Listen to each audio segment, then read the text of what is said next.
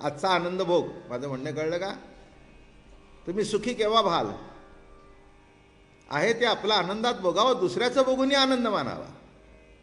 तुलना करायला जाऊ नका. ज्याचं त्याचं प्रारब्ध, ज्याचं त्याचं भाग्य, ज्याच्या त्याचं सारखं असतं. दुसरं असं का आणि माझं असं का, हे करता म्हणून तर दुःखी होता. आपल्या आपल्या ह्याच्यामध्ये मस्त राहावं. मस्त जे असेल ते मस्त, बरं का. भाजी भाकरी असेल ना तरी आवडीने खावी, आवडीने खावी, समाधानात खावी. आपली चटई जरी असली तरी म्हणावं, दुसऱ्याचा पलंग नाही, माझ्या हक्काची चटई आहे, मस्त झोपावं, मस्त झोपावं. उगीच दुसऱ्याकडे बघायचं त्याचं असं त्याचं असं, ते पलंगावर झोपतंय ना आम्ही खाली झोपतोय, हे म्हणून अजून खाली गेलास, हे म्हणून अजून खाली गेलास. एक लक्षात ठेवा, कुणाचंही कुणासारखं असणार नाही. ही विविधता हेच जगत आहे, विविधता ही सृष्टी आहे. कोणी गरीब आहे, कोणी श्रीमंत आहे, कोणी चांगला आहे, कोणी वाईट आहे. कितीही तुम्ही ठरवलं, सत्ताधीशांनी ठरवलं की सगळ्याचं सारखं करायचं, तरी झालं का? अहो, ही विषमता ही असणारच. विषमता ही विषमता नाही, सत्तेची समता आहे. जन्म असल्यानंतर मृत्यू हे उलट सुलट घडतच असतं. त्यातल्या त्यात ते उलट घडलेलं सरळ कसं होईल एवढाच प्रयत्न करायचा. कळत नव्हतं पण बरं वाटत होतं, आणि बरं वाटल्यानंतर नेमकं काय असतं ते कळत नाही, आणि बरं काय हे न कळणं हेच खरं बरं. माझं म्हणणं कळलं? हां. आनंदाचं वर्णन कुणाला करता आलंय का? त्या अवस्थेचं वर्णन करतो आणि त्याचं नाव आनंद. काय म्हणतो? काय झालं? आनंद झाला. म्हणजे काय झालं? म्हणजे काय? बरं वाटलं. अहो, आनंदापेक्षा बरं शब्द अलीकडचाच आहे ना, म्हणून अजून खाली आणला. आनंद म्हणजे आनंद, आनंद म्हणजे आनंद. संत जरा सगळं त्यांच्या पुढे हात जोडून असल्या कारणाने म्हणतात, आजी आनंदासी आनंद माझ्या झाला. सर्व सौंदर्याचं सौंदर्य असा जो श्रीकृष्ण परमात्मा त्याची गुणलीला वर्णन करत आहे.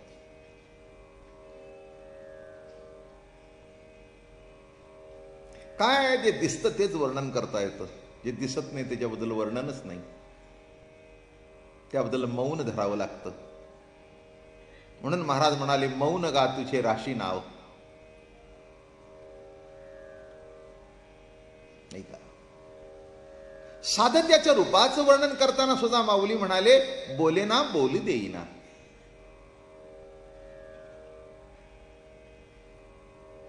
त्याच्या रूपाचं वर्णन करण्याकरता सुद्धा शब्द अरवते पडतात.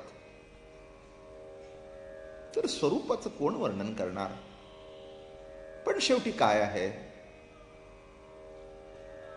डोळ्याला दिसल्यानंतर जर त्याचं शब्दामध्ये वर्णन केलं नाही तर बरं वाटत नाही. आपल्यालाही बरं वाटत नाही, आणि ज्याचं वर्णन आहे त्यालाही बरं वाटतं. जरा आपल्याला केलं म्हणून बरं वाटत नाही, त्याला ऐकलं म्हणून बरं वाटतं. असं स्वभाव आहे. काही वेळेला आई बाळाचं वर्णन करते, त्या बाळाला कळत नाही, पण ते वर्णन करता करता तिलाच बरं वाटतं, तिला आनंद वाटतं. माझा आछडा आहे, माझं बछडा आहे, माझं छकुडा आहे, माझं लाडका आहे. मी मागे सांगितलं होतं ना, खेड्यापाड्यातल्या बायका तर गमतीदार बोलतात, माझा सपेटीचा लाटा, माझा कणकीचा गोळा.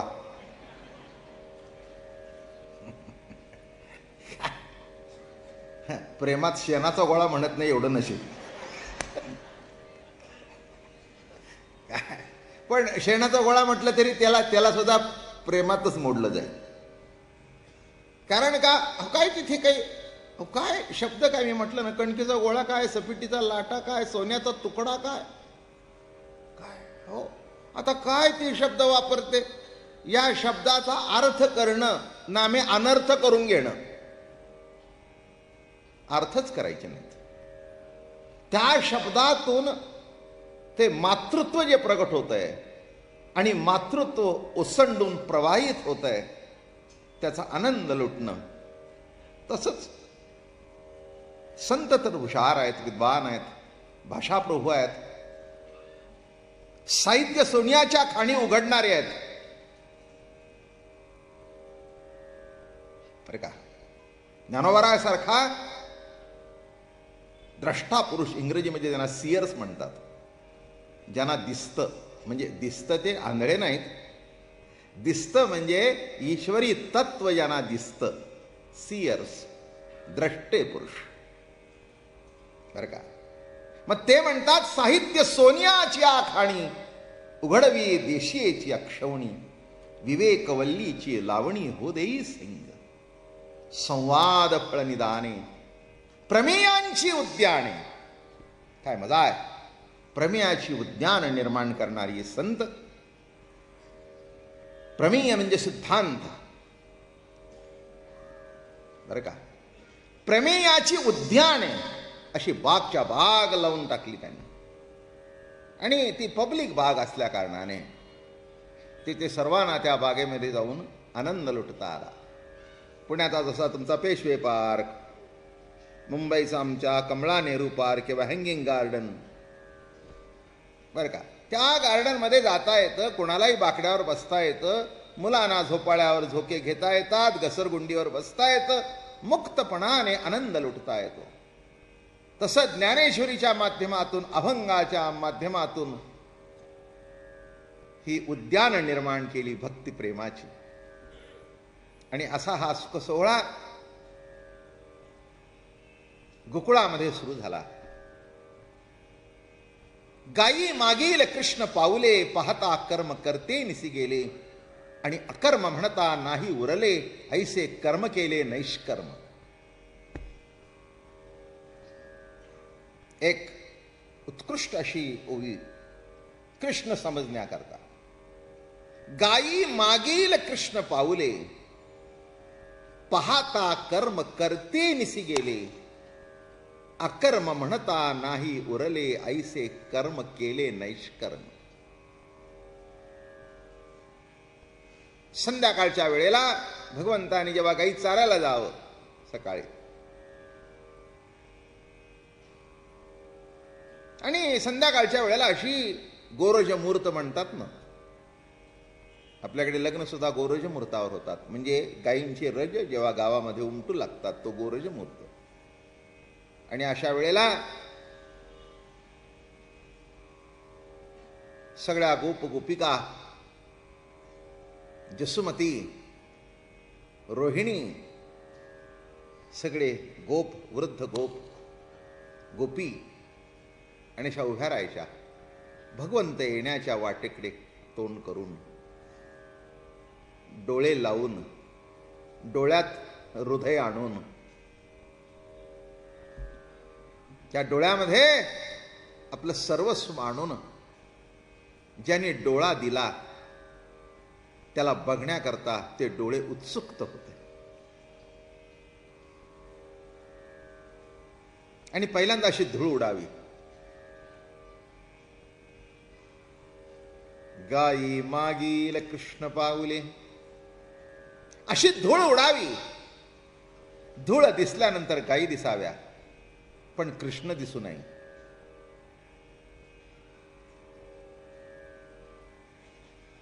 अशा गायी चालत चालत, डोलत डोलत याव्या. पण गायी आल्या की गवळणीने समजावं, ज्या अर्थी गायी आल्या त्या अर्थी त्याला चालवणारा प्रभू त्यांच्या मागे आलाच.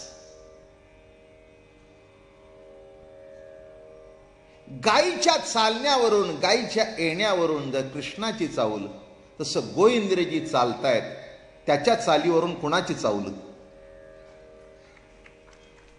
माझं बोलणं लक्षात आलं का? गोइंद्रिय नामे गायी, ही जी गायी चालतायत, ज्या अर्थी गायी चालल्यात त्या अर्थी चालवणारा कोणतरी आहे, तो मागून हाकतोय त्यांना. कृष्ण पावले, गायी आले की समजावं कृष्ण आला. तसं इंद्रिय चालतायत तिथपर्यंत समजावं त्याला चालवणारा त्याच्या मागे आहे. काही गायीकडेच बघत बसले, त्या कळपात केव्हा निघून गेला हे कळलं नाही. बोलणं समजलं.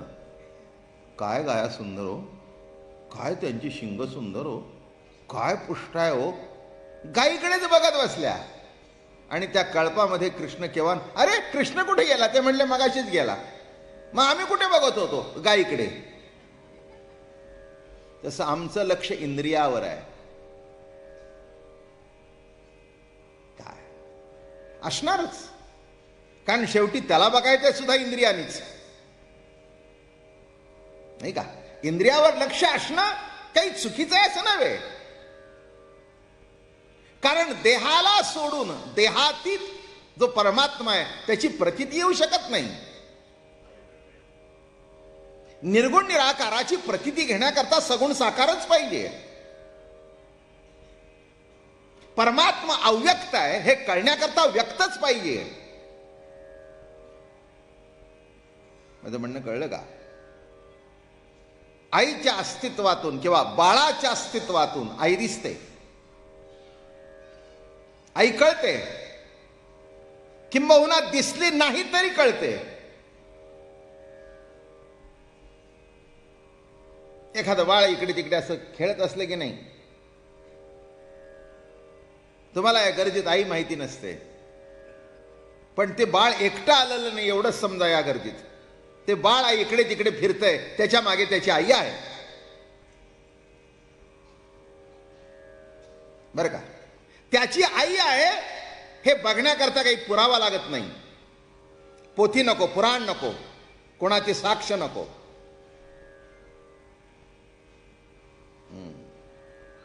एक बाळ इकडे तिकडे जात होतं, इथलीच माणसं म्हणाली, अहो प्रवचन झालंय, काही कळत नाही का? त्याची आई कुठं आहे? मी म्हटलं हो, तुम्हाला कसं काय कळलं त्याची आई आली आहे? अहो म्हणले एवढं लहान मूल येईलच कसं? ज्या अर्थी बाळ आलंय त्या अर्थी आई त्याच्या मागे आहेच. काय? आणि असं एवढं बोलतो तो मागून तितक्यात धाव झाला, जरा घेऊन जा ना, जवळ बसा ना. आपल्या स्वभावाप्रमाणे आपण बोलणारच ना. अहो जरा मुलाला घेऊन आलं तर मागे बसा, ते पुढे येतं जातं, मग व्यत्यय होतं ना. म्हणजे मुलाकडे बघितल्यानंतर आईचं अस्तित्व. एक ओवी सांगतो, परतोनी पाठी मोरे ठाके आणि आप आपणिया ते देखे, देखत केवो ओळखे म्हणे तत्वमीची. परतोनी पाठी मोरे ठाके, जरा मागे वळून बघ, तुझ्या मीपणाच्या मागे कोण आहे? असं वळून बघितल्याशिवाय कळत नाही, वळून बघितल्याशिवाय कळत नाही. आणि एक लक्षात ठेवा, रस्त्याने चालताना पुढेच चालू नका, मागे वळून बघा आणि नक चाला, मग ऍक्सिडेंट होणार नाहीत. जो असा वळून बघतो ना, काय गाडी करता सुद्धा 2 आरशे ठेवले, त्यानं अजून एक ठेवलाय मागचं दिसण्याकरता. तो असं चालवतो ना असं बघतो, असं चालवतो ना असं बघतो.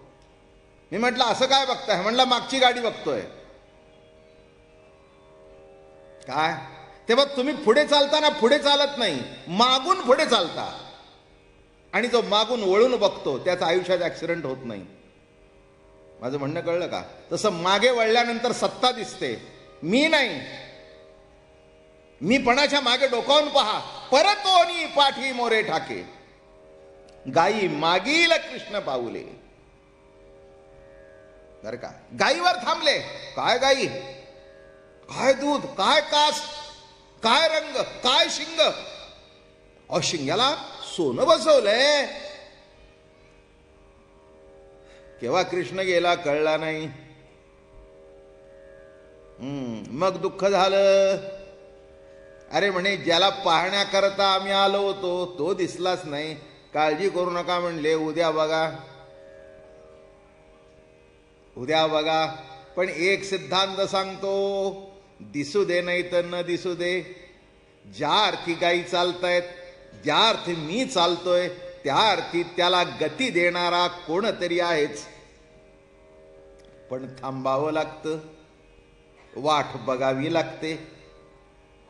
आणि वाट बघून सुद्धा तुमच्या आमच्या जीवनामध्ये तो भाग्याचा क्षण आला, भाग्याचा आला, सौख्याचा.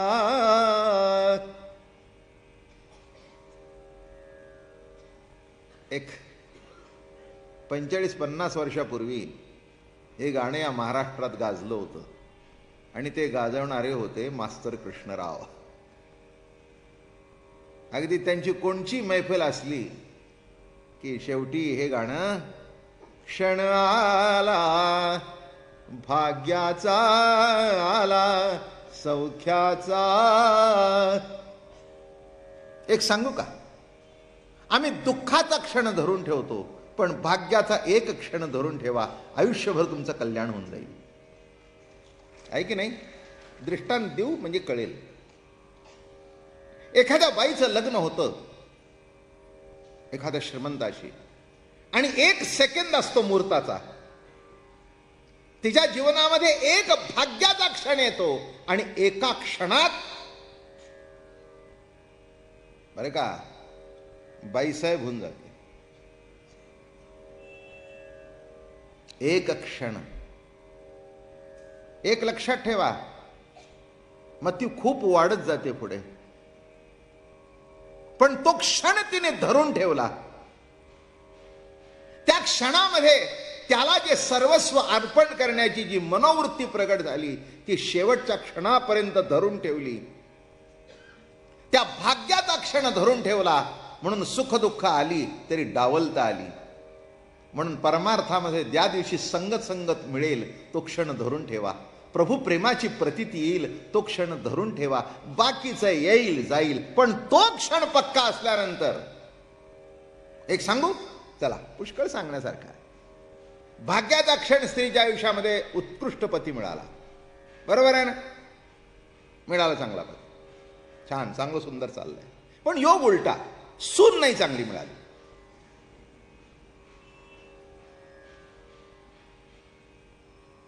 काय सून काही चांगली मिळाली नाही.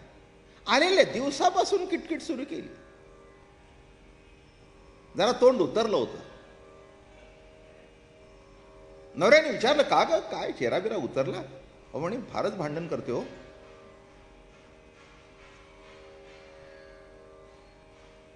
जराची ठोकाठोकी कोण करते ते जरा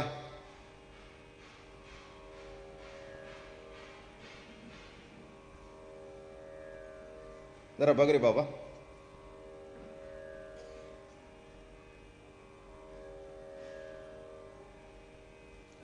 एक 7-8 दिवसातच कळलं. हो, निराळ्या पद्धतीने सून बोलू लागली. आनंद मावळला. भेटले नवरा बायको, बसले होते दोघे. मालकाने विचारलं, का ग चेहरा तुझा उतरला? नाही हो म्हणे, आपण करायला गेलो आणि झालं बरं का. अरे कशाला घाबरतेस म्हणली, मी आहे ना. तिचं काय, त्याला चौथा काढून देऊन टाकू का, घाबरतेस याला?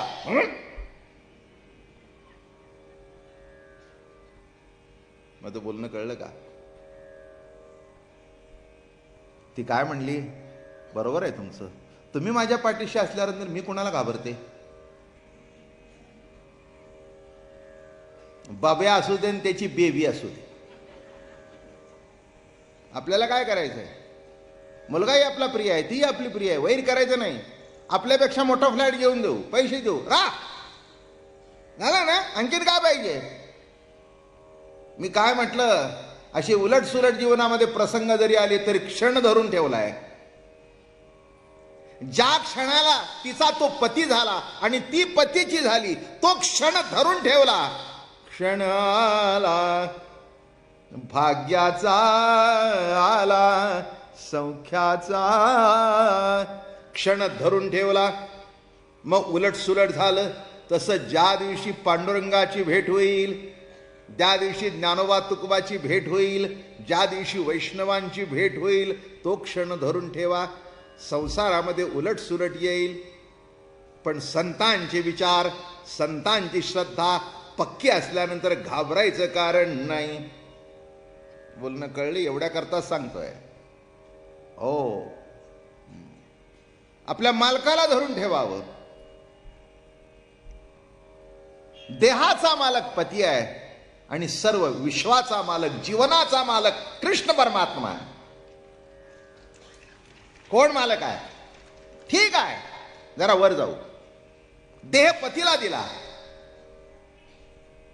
अर्पण केला त्याला, बरोबर आहे, पण जीव तर त्याचा नाही ना. द्यायचं म्हटलं तरी देता येणार नाही. येईल का देता? नाही का? याच्यातच कथा आहे ना, ती आता अप्रस्तुत होईल इथे सांगितलं तर. पण कथा माहिती आहे तुम्हाला. तिला जेव्हा बांधून ठेवली जायचं नाही, ते म्हणले देहाशी लग्न लागले, देह तुझा घे. जीव जाताय त्याला अर्पण करून मोकळी झाली ती. त्याच्यामध्ये एक रघुगण राजा आणि जडभरत यांची एक कथा आहे. रघुगण राजाच्या महालाच्या बाहेर जडभरत राजा हरणी गरवा गेला वगैरे वगैरे, आणि तो एक साधा माणूस होऊन तिथे, पण अध्यात्मज्ञानाची अवस्था प्राप्त झाली होती. तर राजाचा मेणा जायचा होता. त्या मेण्याकरता एक भोई कमी होता. आता बसलेच होते तिथे. तर म्हणले काय झालं? म्हणले एक भोई मिळत नाही. हा, तो म्हणले बघा म्हणा गल्लीला ठेव. चांगला आहे म्हणले, मस्त झालं. दिली. चल रे. त्याच्या खांद्यावर दिली. आता ते ओझं वाजवायची काही सवय नव्हती. जरा पाय लटपुटू लागले, असं होऊ लागलं. काय रे म्हणले, हिसके बसतात मला? राजा म्हणाला, अरे हिसके बसतात, दिसत नाही का नीट चालायला? सरकार म्हणले आमचं 3 जण आहे, पण हा नवीन आलेला गोंधळ करतोय, मुद्दान आडवं चालतोय, सांग त्याला. राजा बसलाय. हो म्हणले, महाराज नीट चाला, राजा बसलाय. म्हणले ठीक आहे. पुन्हा थोडं गेलं तसं, एकदा हिसका बसला, 2दा 3दा. राजा त्या म्हणले मेणा खाली.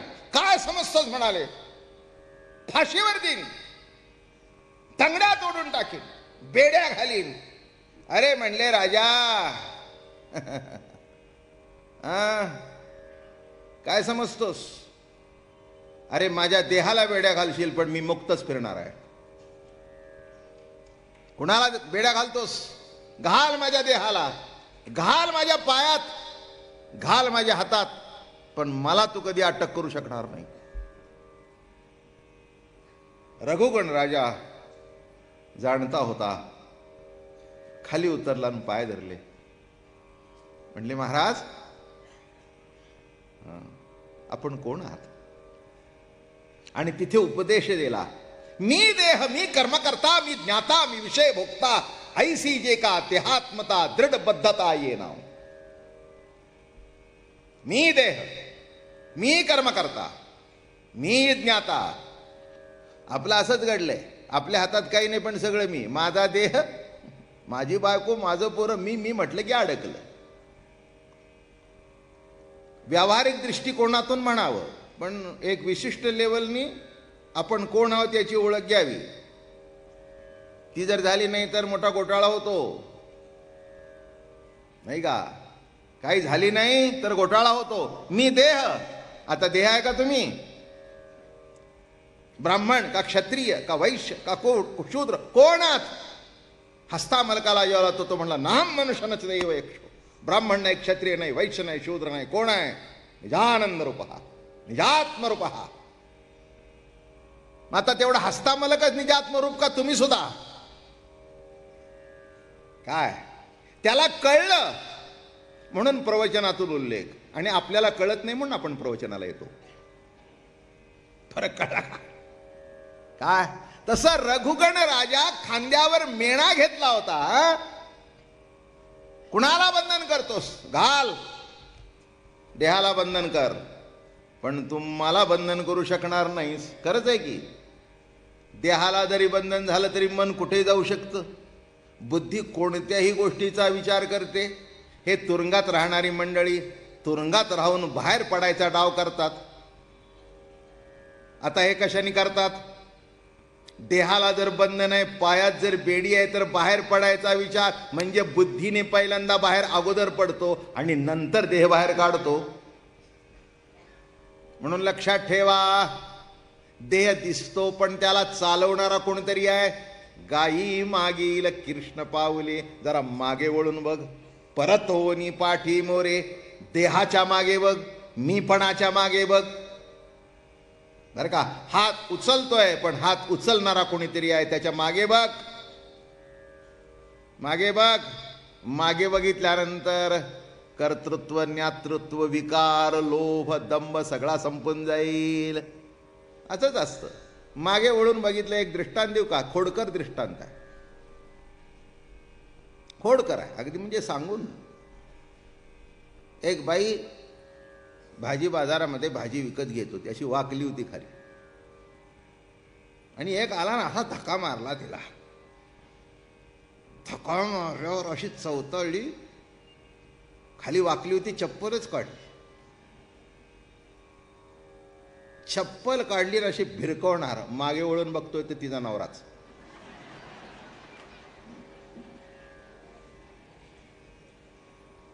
समजला दृष्टांत? मी मागे वळून बघणे एवढंच सांगतोय. काय अशी मागे हाणणार? काय करावं तुम्हाला? या वयात सुद्धा तुमच्या खोड्या जात नाहीत. अगं म्हणाला, आता खोडी कसली आली आहे? तू वाकली होती, तुला बघितलं, मी ओळखलं, धक्का मारला, कुठे बिघडलं? काय अहो, किती घोटाळा झाला असता, तुम्हाला लागलं असतं म्हणजे काय? अगं म्हणला, तुला तरी कळायला पाहिजे, एवढ्या बाजारात तुला तरी कोण धक्का मारील? तसे एवढ्या आयुष्यात जर धक्का मारणारा असेल तर एक परमसत्ताचा आहे, बाकी कोणी आपल्याला धक्का मारू शकत नाही. हे सुपरफिशियल धक्के असतात, वरवरचे असतात. ह्याच्यापेक्षा जास्ती काय नाही का? कोण करून करून काय तात्पुरतं वाकडं करील, पण सगळंच जर धक्का जोरात द्यायचा असेल, जन्माचा, मृत्यूचा, सुखाचा, दुःखाचा, काय. पण एक लक्षात ठेवा, तिचा राग आला होता तिला, पण धक्का देणारा मालक आहे कळल्याबरोबर त्या रागाचं रूपांतर प्रेमात झालं. काय आणि किती दिवस तरी ती चर्चा. घरी आल्या आल्या मुलांना सांगू लागली, काय तुमचा बाप ना, अहो एवढं वय झालं तरी भर बाजारात मला धक्का मारला. अगं पोरांना काय सांगतोय? आता मारू का त्यांच्या समोर? अगं माझी आहे म्हणून धक्का मारला. नीट लक्षात घ्या, तिला वाटलं परकाय म्हणून राग आला, आपलाय म्हणून कळल्यानंतर त्या धक्क्यातून सुद्धा आनंद आहे. मी काय सांगतोय, सुखाच्या मागे कोण आहे, नव्हे नव्हे दुःखाच्या मागे कोण आहे, धक्का देणारा कोण आहे, हे कळल्यानंतर त्या धक्क्यातला आनंद सुद्धा अलौकिक आहे. म्हणून गायी मागील कृष्ण पाऊले, पाहता कर्म करते निसी गेले, समाधी लागली. गोइंद्रियांच्या मागे त्यांना चालवणारा प्रभू आहे. प्रभू आहे म्हटल्यानंतर तिथे समाधी लागली. गायी संपल्या, वासरं संपली, आणि प्रभू उरला. उरला कोण? प्रभू उरला. मग कुठे? गायी गेल्या निघून, पण प्रभू ध्यानामध्ये आला. परतोनी पाठी मोरे ठाके, आणि आप आपणिया ते देखे, देखत खे ओळखे म्हणे हे तत्व मीची. पुढची ओवी सांगतो, तिये ओळखीचे नि सरसे, सुखाच्या साम्राज्ये बैसे. मग आपण पास समरसे विरोनी जाय, पाहता कर्म करते निशी गेले. कर्म करते निशी गेले. काय सांगितलं? कर्म नुसतं संपलं नाही, करतेपणाही संपला. सिद्धांत सांगतो वारकरी संतांच्या विचाराचा, कर्म टाकू नका, करतेपणा टाका. काय टाकायचंय? दोन भाग सांगतो. गीता सांगते की कर्म करावं, पण कर्माचं फळ टाकावं, फळाची आशा धरू नये. ज्ञानेश्वरी सांगते करणेचा जणे करा. माझं बोलणं कळलं का? ज्ञानेश्वरी त्याच्या पुढे आहे. काय सांगते ज्ञानेश्वरी? करतेपणा टाक, कर्माचं फळ पुढेच राहिलं. करतेपणा झालं नाही तर कर्माचं फळ कुठे आलं? इथे कर्म करायचं पण करतेपणा घ्यायचा नाही, आणि फळाची आशा धरायची नाही.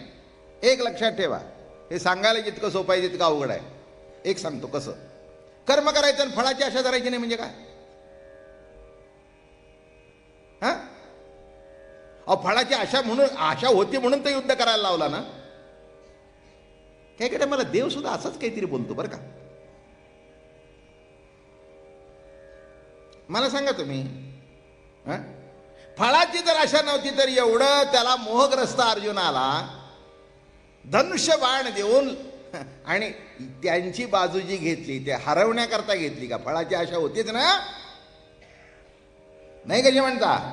पण त्याच्यापेक्षा जी ही अवस्था आहे, काय फळ मिळेल ते मला माहिती नाही, कर्तृत्व स्वतःवर घेऊ नकोस की संपलं. कर्तेपणा संपलं की तुम्ही कर्तेपणा घेताय म्हणून सुख किंवा दुःख हे फळ वाटणेला येत आहे. कर्तेपणा जर घेतला नाही, कुणी केलं द्या सोडून, आपल्यावर घेऊ नका. तुमच्यावर घेताय म्हणून सगळी अडचण होते बरं का. माझं नाही म्हटलं की संपलं, ज्याचा आहे तो घेतो. गाई मागील कृष्ण पाऊले. एक मजेशीर दृष्टांत सांगतो, मागे सांगितलं असेल नसेल. पूर्वीच्या काळी बघा, एक 15-20 वर्षापूर्वी तांदूळ एसटीने नेऊन देत नव्हते आणि कोकणपट्टीला फार चेकिंग. 1 किलो तांदूळ जरी पकडला तरी अगदी उतरून तांदूळ पण गेले आणि तुम्हालाही म्हणजे बिनभाड्याच्या खोलीत. मला आठवतं, फार 20 दिवस झाले त्याला, मला वाटतं 30 वर्ष तरी झाली असेल, 40 वर्ष झाली असतील. मी कोकणपट्टीत गेलो होतो, आमचे वडील आमच्यावर होते आणि असेच कोकणपट्टीतून आलो आणि फ्रंट सीटला बसलो होतो आम्ही. माझ्या समोर 2-3 माणसं तिथे चढली कोकणातली. 50-50 किलोची 2 पोती आमच्या खाली टाकली, तिकडे टाकली, तिकडे टाकली. आम्ही बसलो होतो, तिथे एक साधीबाई होती आणि त्या बरोबर चेकपोस्टला, पनवेलच्या पुढे मुंबई शिरताना ते चेकपोस्ट होतं. तिचे शिपाई आले, चाचपू लागले, चाचपू लागले, चाचपू लागले. हे आमच्या समोर जे बसले होते की नाही, ते तांदळाची पोती व्यापारी, ते निवांत बसले होते, आम्ही बसलो. मग एक बाई होती साधी, तिच्या त्या पिशवीत हात घातले, तांदूळ मिळाले. तांदूळ म्हणायचे, माझे माझे उधार खाली, उधार खाली. तिला उतरवली खाली. मग ते पुढे आले. आता आम्ही बघतोय काय होतंय. मुठभर तांदळा करता खाली उचलली. इथे पोती कोणाची?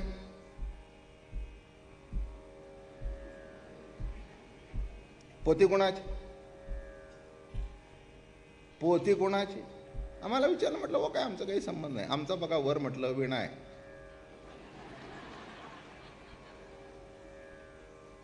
पोती विके आमच्या नाही. मग कोणाची आहे? म्हटलं बा मी यायच्या अगोदरच कुणीतरी ठेवली होती, मला काय माहिती नाही. मग त्याला विचारलं, तुझी? नाही. तुझी? नाही. तुझी? नाही. ती पोती गेली. पुढचं आहे का? पोती गेली. हे एसटी घेऊन पुढे गेले. मी म्हटलं, मला असं वाटलं, मी म्हटलं हे काय? अहो तुमची होती. अहो म्हटले आपको क्या मालूम आहे. माझं म्हटलं की पोत्या सकट मी गेलो.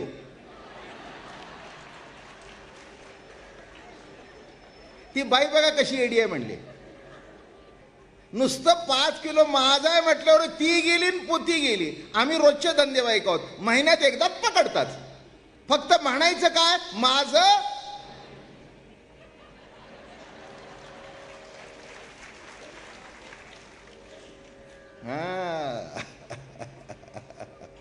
देहीची कर्मे अदृष्टे होती, पण मी करता म्हणता ती बाधिती. भक्ता सर्व कर्म अनहंकृती. काय? भक्ता सर्व कर्म अनहंकृती. अहंकारच नाही कर्म करण्यामध्ये, मी करतच नाही. माझी नाही म्हटल्याबरोबर 50. अहो तेव्हाला काय, ₹1.5 रुपया ₹1.5. म्हटले महाराज अहो काय गेलो, 50 रुपये गेले. रोज आम्ही कमवतो 200. एक दिवस गेलं तर गेलं. फक्त काय केलं, माझं नाही म्हटलं. तसं एक लक्षात ठेवा, कर्म करत राहा, पण करणारा तो आहे एवढं म्हटलं की पुढची जोखीम तू म्हणतो. माझं म्हटलं की उतर खाली. काय? तसं एवढं शिका, माझं नाही म्हणायला शिका. माझ्याकडून करून घेणारा कुणीतरी गाई मागील कृष्ण पाऊले. कर्म घडत असतं, पण त्या कर्माच्या मागे जी ईश्वरी सत्ता आहे तिच्याकडे बोट दाखवलं की अहो या बायका तर माव हुशार. तुम्हाला काय वाटलं होतं मी म्हणणार वस्ताद? अहो कसं, अरे बापरे, कसं असं कसं म्हणणार मी वस्ताद म्हणून पॉज घेतला. हुशार बरं का. बाजारात जातात, खातं बितं असतं, नवऱ्याच्या नावावर लुगडी बिगडी घेऊन येतात, मस्तपैकी घेऊन येतो. आणि त्यांनी जर विचारलं कसं काय पैशाचं, आता तुम्हाला साहेबांना माहीत नाही. म्हणजे घेऊन यायचेही नाही आणि पैसे चुकते करायचे साहेबांनी. अहो शिका त्यांच्याकडून थोडासा परमार्थ. घेऊन येते ही बरं का, लुगडी वापरते ही, ड्रेस वापरते ही, पैसे भरणारा बघा. मग पुन्हा तो म्हणाला किती पात्र आणली? ते म्हणले हे बघा, मी काय माझ्याकरता आणत नाही, तुमची पोझिशन जपन करण्याकरता. मी कशी तरी निसून आले तर तुम्हाला तर तुमच्या पोझिशनला बरं दिसेल. म्हणजे पुन्हा लक्षात घ्या, नेसते ती, वापरते ती, पण करतेपणाकडे, नवड्याकडे सोपवल्यानंतर संसाराची जोखीम तिच्यावर नाही. अजून एक सांगू का, 9 महिने वागवते पोटात ती, नाव तुमचं. काय मजा आहे हो. हे जर बघितले तर इथेच तुम्हाला परमार्थ कळेल घरात. काय 9 महिने वागवते ती, कळा देते ती, दुःख सहन करते ती, माझं काय, नाव तुमचं लावणार आहे. बरं का, काय मजा आहे हो जीवनामध्ये. तसं तुम्ही एवढंच करा, इंद्रिय चालली ती मी चालवतोय म्हणू नका, त्याला चालवणारा मागे कोण आहे बघा, सगळी जोखीम तो घेऊन टाकेल. चिंता करण्याचं काही कारण नाही आहे, चिंता करण्याचं काही कारण नाही आहे. ब्रह्मदेवाला वाटलं मी सृष्टी चालवतो, आलं फिरून आपलं बरोबर तिथे. काय ब्रह्मदेवाकडे सृष्टीचा कर्तेपणा होता, कर्तृत्वाचा मधु, कळमफळाचा स्वादू, या दोहीचे नाव बंधू. कर्तृत्वाचा मद आणि कर्मफळाचा स्वाद, भक्तामध्ये तो दोन्ही नाही. कर्तृत्वाचा मद नाही आणि कर्मफळाची अपेक्षा, जे घडेल ते उत्तम. चांगलं घडलं तरी तुझाच प्रसाद आणि वाईट घडलं तरी तुझाच प्रसाद. विचार करायचे काही कारण नाही. जसं घरातली माणसं त्याच्यावर सोपवतात, घरच्या मालकावर. पुष्कळशा गोष्टी आहेत माझ्याकडे बरं का. एक ब्राह्मण होता, भिक्षुकी करत होता. आणि भिक्षुकी करत असताना फार परिस्थिती वाईट आली. सध्यासारखा काळ नव्हता. सध्या करणारेच कमी झाले, त्यामुळे जे आहेत ते आमचे आज आले नाहीत. आज आमचे शास्त्री भाऊ आले नाहीत. करणारे ते मस्त आहेत, सध्या करणारेच कोणी नाही. जुना काळ बरं का. काहीतरी सांगितलं की 1 पैसा ठेवायचा, नाही ते सुपारी, नाही तर मुठभर तांदूळ. बरं तसं काहीतरी घडावं लागतं ना. श्राद्ध, दशपिंड, सत्यनारायण. बरेच दिवस काही घडलं नाही, यांच्याकडे बंदच. रात्रीच काही नव्हतं, पाणी पिऊन झोपले. याला वाटलं आता आपण काय करावं. सकाळी उठून निघून गेला.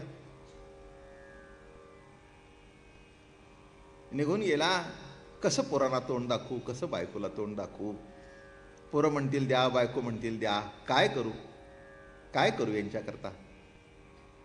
अतिशय उदास होऊन निघून गेला. आणि रात्री आला घरी.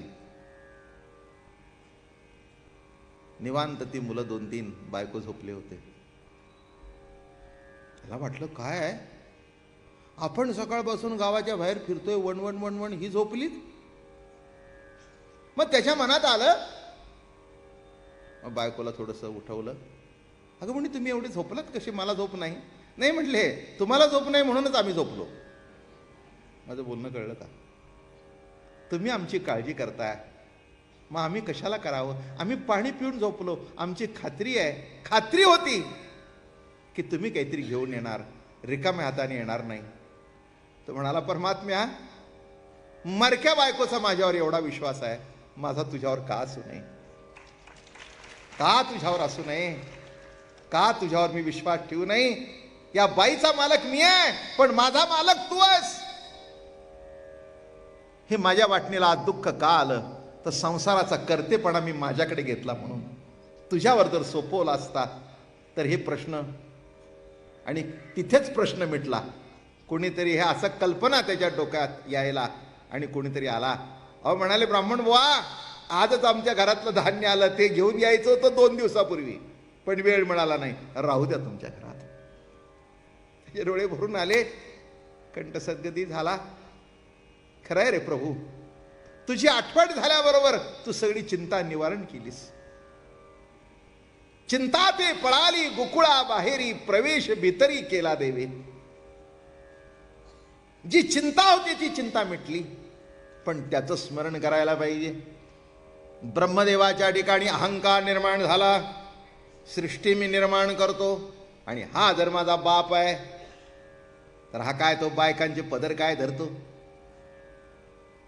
हंड्या काय फोडतो, आणि कालपासून तर मी बघतो हे उष्ट खातोय. आणि म्हणून बरं, ह्या पोरांनी त्याला चिडवलं, तोही राग आला त्याला. करता करता करता करता ते गोवत्स गेले. गोवत्स गेल्यानंतर बरं का, मग त्यांच्या मागे कृष्ण परमात्माही गेले. बघतायत इकडे तिकडे, इकडे तिकडे बघतायत.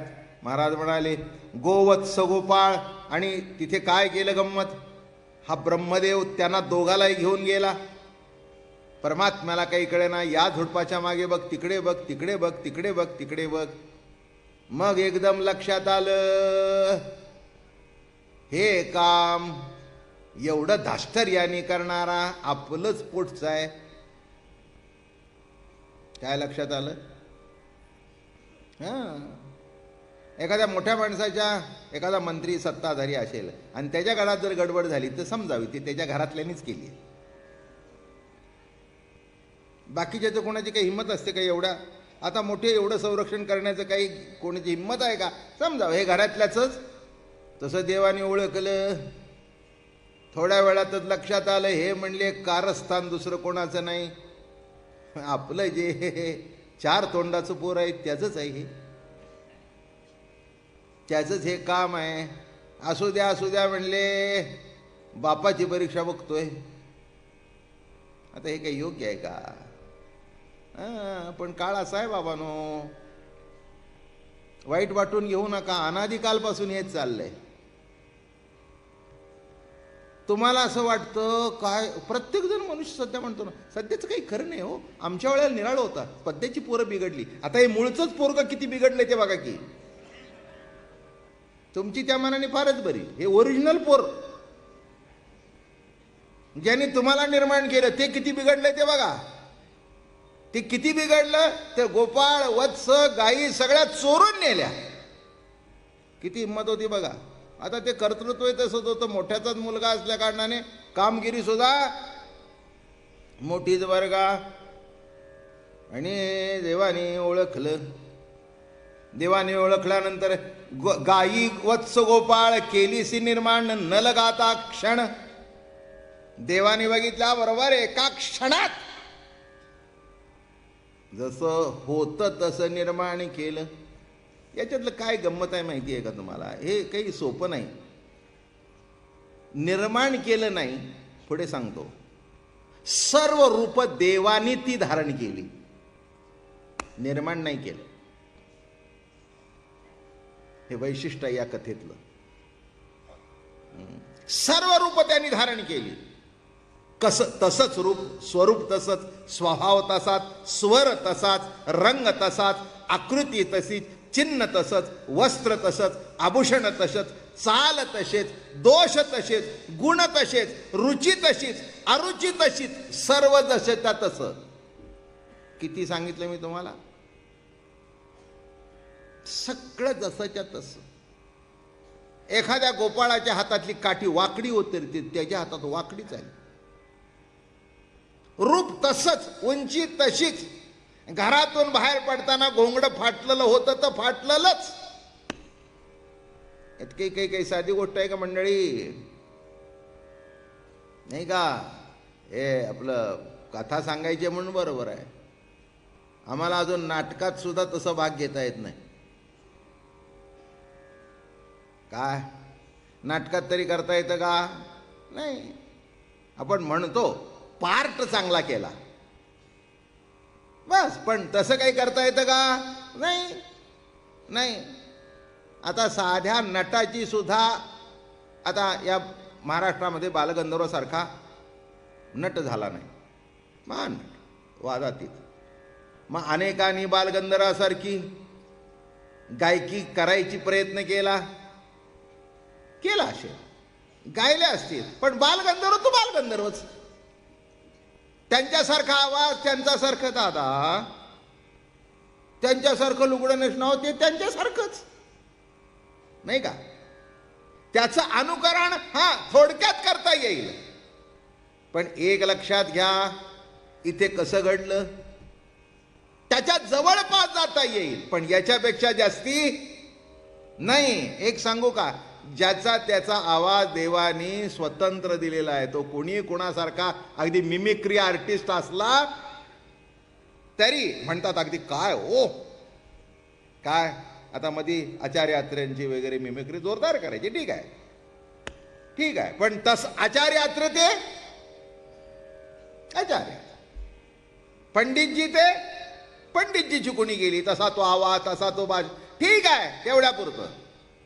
पण इथे कसं, त्याने गोपांचा पार्ट घेतला नाही, स्वतः तो तसाच झाला, कारण ओरिजिनली तोच होता. बरं का? गाई गोपांच्या रूपाने कोण नटला होता? नटधारी. सर्व रूप रूपसे, सर्व दृष्टी डोळसे, सर्व देश निवासे, बोलिले श्रीकृष्णे. ज्ञानोबारायांनी फार उत्कृष्ट वर्णन केलं.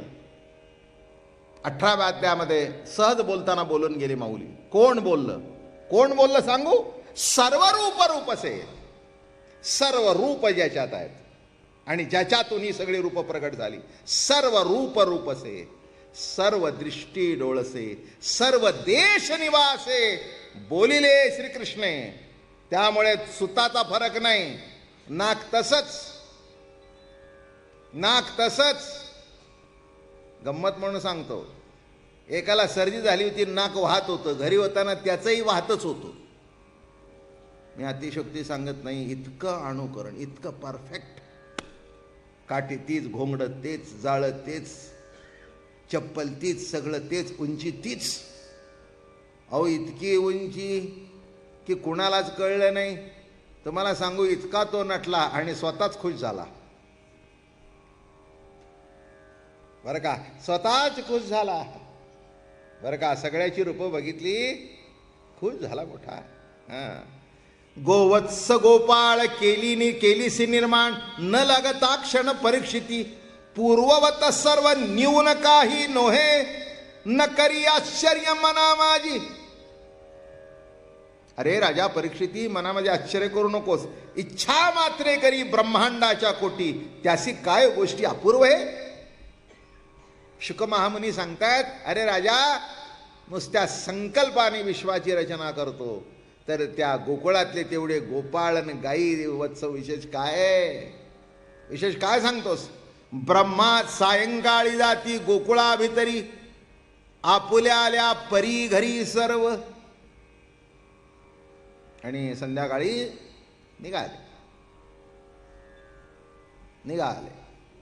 निघाल्याबरोबर सगळे व्यवस्थित. पण काय सांगू तुम्हाला, त्या दिवशी असं घडलं, त्या ज्या गोपिका होत्या की नाही, ती कृष्णाबरोबर गेलेल्या मुलांच्यावर त्यांचं लक्ष असायचं. बरं का? रोजचं कसं असायचं, मुलं जरी होती ना तरी मुलांच्यावर लक्ष असायचं एवढं टीत, पण तात्पुरतं. सगळं लक्ष कुणाकडे? कृष्णाकडे असायचं. ती मुलं कुठे मागे सरायची कुणाला माहीत. मुलं मागे सरायची, मुलांना आलं का बघायचं, पण कृष्णावर लक्ष, कृष्णाकडे बघायच्या. पण त्या दिवशी काय घडलं तुम्हाला माहिती? गोपींना सुद्धा आश्चर्य वाटलं आणि काय घडलं त्यांनाही कळलं नाही. ओरिजिनल कृष्णाला बघितला, पण स्वतःचा मुलगा बघितल्यानंतर सुद्धा त्याच्यावरची नजरच बाजूला काढता येईना, कारण त्या दिवशी तो झाला होता ना. हे वर्म सांगतो त्या गोष्टीतलं. असा बघितला बरोबर कृष्णाला बघितलं आणि बघता बघता त्याच्या शेजारी आपला मुलगा बघितल्याबरोबर जवळ घेतला. आज काय रे तू? अरे श्रीराम, अरे वसंत, सुंदर सुंदर नावं आहेत त्या गोपाळांची. अरे मधुमंगल, अरे मंगल, अरे मधु, अरे किती रे सुंदर, किती रे सुंदर. काय रे तुम्ही आज इतके सुंदर कसे दिसताय? यमुनीच्या काठावर कुठे काय ब्युटी पार्लर निघाले काय? नाही, हे मध्ये सांगितल्याशिवाय तुम्हाला बरं वाटायचं नाही, हे स्पेशालिटी आहे. काय रे म्हणे तू, काय दिसतोय तू, इतकं सुंदर कसे दिसताय? हा, अरे श्रीधाम काय सुंदर दिसतोय. चेहरा तो, सगळं तोच, पण आता एक लक्षात ठेवा, कृष्णाने जर ते रूप धारण केलं तर काय दिसत असेल? काय दिसत असेल बर का? त्या जवळ घेतलं, जवळ घेतल्यानंतर त्या कृष्णाकडे बघता बघता त्या रोज कृष्णाकडेच बघायच्या, आणि गेल्यानंतर अर्धा तासाने आला वय रे, हातपाय धुतले का? नाही ते एका रट्टा पडत होता.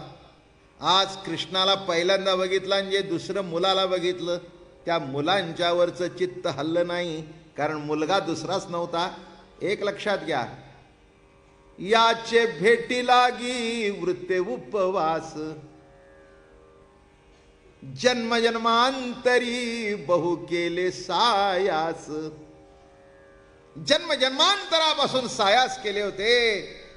कोणच्या अवतारातल्या स्त्रिया होत्या त्यांनी इच्छा केली होती, आणि त्या मैयाच्या पदराखाली शिरणारा कृष्ण बघावा आणि म्हणावं, कन्हैया रे कान्हू, तिच्या एकटीच्या पदराखाली शिरतोस, आमचं केव्हा रे भाग्य येईल की आमचाही मुलगा होऊन तो आमच्या जवळ येशील.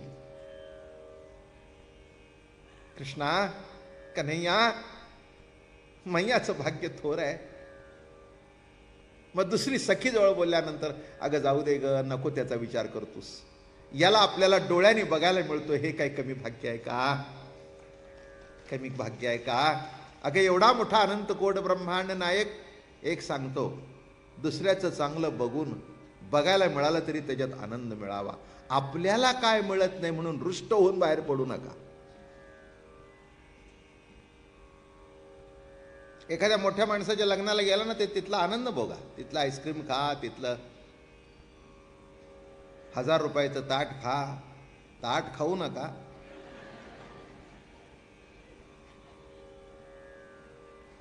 आपलं जेवण बिवण जेवा, आनंद लुटा. काय हो, काय पैसे उधळले, भाग्य आहे त्यांचं, आपलं कुठे होतं?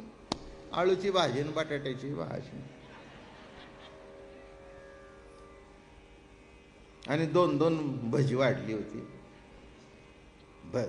तुमच्याकडे जेवणाचं सपोल होतं ना, जिलबी तरी कसली गार होती, आणि मठ्ठा कसला नसता, पाणीच. कशाला आता काढताय तुमचा? तो म्हणला, नवरा कशाला तर वाद करत बसले, 30 वर्ष झाली ना, आजचा आनंद भोग. माझं म्हणणं कळलं का? तुम्ही सुखी केव्हा व्हाल? आहे ते आपला आनंदात भोगावं, दुसऱ्याचं बघूनही आनंद मानावा. तुलना करायला जाऊ नका. ज्याचं त्याचं प्रारब्ध, ज्याचं त्याचं भाग्य ज्याच्या त्याचं सारखं असतं. दुसरं असं का आणि माझं असं का, हे करता म्हणून तो दुःखी होता. आपल्या आपल्या ह्याच्यामध्ये मस्त राहावं. मस्त जे असेल ते मस्त, बरं का? भाजी भाकरी असेल ना तरी आवडीने खावी, आवडीने खावी, समाधानात खावी. आपली चटई जरी असली तरी म्हणावं, दुसऱ्याचा पलंग नाही, माझ्या हक्काची चटई आहे, मस्त झोपावं, मस्त झोपावं. उगीच दुसऱ्याकडे बघायचं, त्याचं असं त्याचं असं, ते पलंगावर झोपतंय ना आम्ही खाली झोपतोय, हे म्हणून अजून खाली गेलास, हे म्हणून अजून खाली गेलास. एक लक्षात ठेवा, कुणाचंही कुणासारखं असणार नाही. ही विविधता हेच जगत आहे, विविधता ही सृष्टी आहे. कोणी गरीब आहे, कोणी श्रीमंत आहे, कोणी चांगला आहे, कोणी वाईट आहे. कितीही तुम्ही ठरवलं, सत्ताधीशांनी ठरवलं की सगळ्याचं सारखं करायचं, तरी झालं का? आता पाणी सुद्धा विशिष्ट भागात आलं, विशिष्ट भागात धक्काच नाही आहे ना. एक रात्रभर पाणी काढतायत आणि एक पाणी बिणी पिऊन मस्त ते. मी म्हटलं ते पाणी बादलीने काढतायत, ते तर म्हणले त्यांचे लो एरिया, आमची हाय एरिया. बरं हाय एरिया. माझं म्हणणं कळलं का? आता किती सारखं करायचं म्हटलं तर होईल का? आता उद्या गव्हर्नमेंटने ठरवलं की ज्या लो एरियामध्ये आहे तिथे कोणी राहायचंच नाही, मग इथले आहे त्यांना तिकडे जावं लागेल. अहो ही विषमता ही असणारच.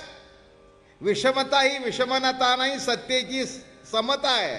जन्म असल्यानंतर मृत्यू हे उलट सुलट घडतच असतं. त्यातल्या त्यात ते उलट घडलेलं सरळ कसं होईल एवढाच प्रयत्न करायचा. बरं, प्रयत्न करणारे ते तरी काही कृष्ण आहेत का की एका रात्रीत सगळे गोपाळ?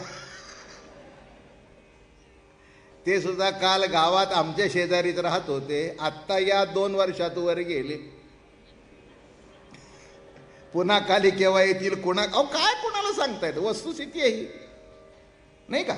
अहो कोणी आमदार असू दे, मंत्री असू दे, तो त्या काळापुरता निवडून येतो, वर जातो. पण तुमच्या आमच्यासारखा साधाच माणूस ना, नाही का? शेवटी पाऊस पडायचा कोणाच्या हातात आहे, केव्हा थांबायचं कोणाच्या हातात आहे? हा, माणसं सुद्धा गमतीदार बघा. पडावा म्हणून त्या गणपतीला पाण्यात टाकला, आता कशा करता काढताय? आता का बाहेर काढताय? राहू द्या की पडून त्याच्यात.